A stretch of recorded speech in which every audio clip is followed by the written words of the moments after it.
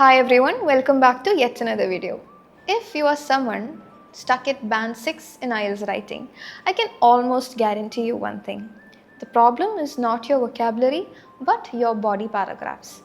Many students write an okay introduction, they also memorize a decent conclusion. But when it comes to body paragraphs, they panic. They either write just 3 sentences or list ideas without explaining them, and that's exactly where you lose marks. So today I'll show you a simple structure you can follow for all IELTS Task 2 essays. I use a very simple one: point, explain, example, result. Let me break it down. First, point. Start your body paragraph with one clear idea, not two, not three. Just one main reason or argument. This becomes your topic sentence. Second, explain. Now expand that idea.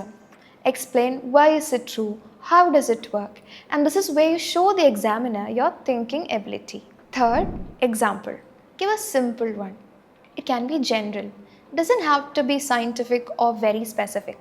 Even a common sense example works perfectly. Finally, result. Write what happens because of this, what the impact of this is. This makes your body paragraph complete and well developed. Let me give you a quick mini sample. If the question is about online education, your body paragraph might start like this.